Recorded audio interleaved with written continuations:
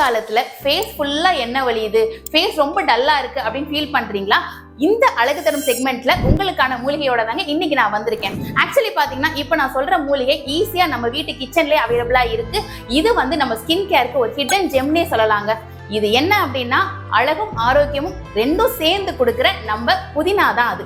Actually பாத்தீங்கன்னா இந்த புதினால பாத்தீங்கன்னா நிறைய மென்டல் ப்ராப்பர்ட்டி இருக்கறனால ஸ்கின்னை நல்ல கூலிங்கா பண்ணி கொடுக்கும்.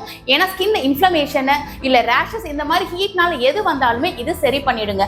அதே மாதிரி இதுல anti bacterial and salicylic acid இருக்கிறதுனால ஸ்கின்ல ஏற்படுற எக்ஸசிவ் ஆயிலையுமே ஆக்னியுமே இது நல்லாவே கியூர் பண்ணி கொடுக்கும். அதே மாதிரி ஆன்டி ஆக்சிடென்ட் இருக்கிறதுனால ஸ்கின்னுக்கு ஒரு ஆன்டி ஏஜிங் ப்ராப்பர்ட்டியும் கொடுக்குங்க. இந்த சம்மருக்கு உங்க ஃபேஸ் நல்ல பளிச்சுன்னு எக்ஸசிவ் ஆயில் எதுவுமே இல்லாம நல்லா ஃப்ரெஷ்ஷா இருக்கணும்னு ஃபீல் பண்ணீங்கன்னா இப்போ நான் சொல்ல போற இந்த டிப்ஸை கண்டிப்பா ஃபாலோ பண்ணிக்கோங்க. ஆக்சுவலி ஒரு கைப்பிடி புதினா எடுத்துக்கோங்க. அதை ஒரு 250 ml வாட்டர்ல போட்டு நல்லா பாயில் பண்ணிக்கோங்க. ஒரு 100 ml ஆற வரைக்கும் நல்லாவே பாயில் பண்ணிட்டு அதை நல்லா கூல் பண்ணிட்டு ஒரு ஸ்ப்ரே பாட்டில்ல ஊத்தி உங்க ஃப்ரிட்ஜில் வச்சிருங்க. இதை டெய்லி எப்படி யூஸ் பண்ணணும்னா ராத்திரி உங்க ஃபேஸை நல்லா கிளீன் பண்ணிட்டு இந்த டோனரை உங்க ஃபேஸ் ஃபுல்லா நல்லா நீங்க ஸ்ப்ரே பண்ணிட்டு அப்படியே படுத்து தூங்கிடுங்க.